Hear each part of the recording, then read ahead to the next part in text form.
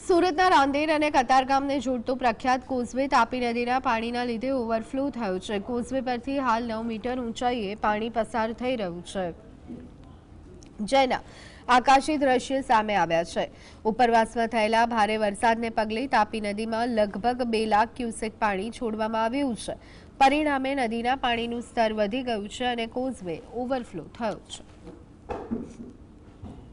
ઉકાઈ ડેમના કેચમેન્ટમાંથી 2 લાખ ક્યુસેક પાણી છોડવાનું શરૂ થઈ ચૂક્યું છે, ત્યારે સુરતની તાપી નદી બંને કાંઠે વહી રહી છે। દ્રશ્યો બતાવવાનો પ્રયત્ન કરી રહ્યા છે કે સુરતની જીવાદોરી ગણાતી તાપી નદી અત્યારે બંને કાંઠે વહી રહી છે। સુરતના વિયરકમ કોઝવેની સપાટીમાં પણ વધારો જોવા મળી રહ્યો છે। કોઝવે પોતાની 6 મીટર સપાટી વટાવી 9 મીટર વહેતું થયું છે। ડેમ ભયજનક સપાટી 1 ફૂટ દૂર હોવાથી સત્તાધીશોને 2 લાખ ક્યુસેક પાણી છોડવાનું શરૂ થઈ ચૂક્યું છે। ઇનફ્લો વધવાની સંભાવનાની આવક કરતા જાવક વધારે જોવા મળી રહી છે। ઉપરવાસમાં ફોરકાસ્ટને ધ્યાનમાં રાખી આઉટફ્લો બાબતે નિર્ણય લેવાશે। તાપી નદી બંને કાંઠે વહી રહી છે। નદીના નિયમય દ્રશ્યો જે છે તે જોવા મળી રહ્યા છે। નીચાણવાળા વિસ્તારોને પણ અત્યારે એલર્ટ કરવાની તજવીજ તંત્ર દ્વારા હાથ ધરવામાં આવી રહી છે। ઉકાઈ ડેમના કેચમેન્ટમાં ભારે વરસાદ થતા ડેમમાંથી 2 લાખ ક્યુસેક પાણી જે છે તે છોડવાનું શરૂ થઈ ચૂક્યું છે અને તેને જ લઈને અત્યારે સુરતની નદી જે છે તે તાપી નદી બંને કાંઠે વહી રહી છે।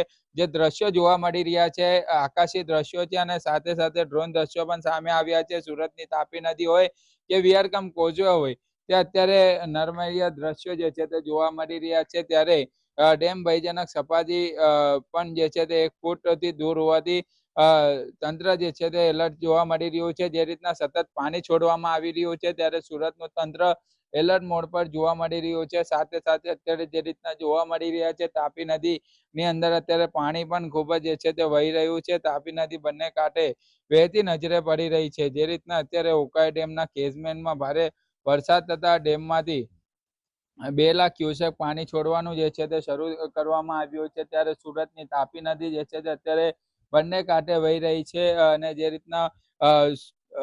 રીતના વરસાદનું પણ એલર્ટ આપવામાં આવ્યું છે ત્યારે સુરત સહિત દક્ષિણ ગુજરાતની અંદર પણ ભારે પવનની સાથે વરસાદની એન્ટ્રી જોવા મળી રહી છે। ત્યારે ખાસ કરીને ભારે પવન જે છે તે સુરત શહેરની અંદર ફૂંકાઈ રહ્યો છે। એટલું જ નહીં પરંતુ અત્યારે તાપી નદી બંને કાંઠે વહેતી પણ નજરે પડી રહી છે। સાહિદ જગતાપ, GSTV સુરત।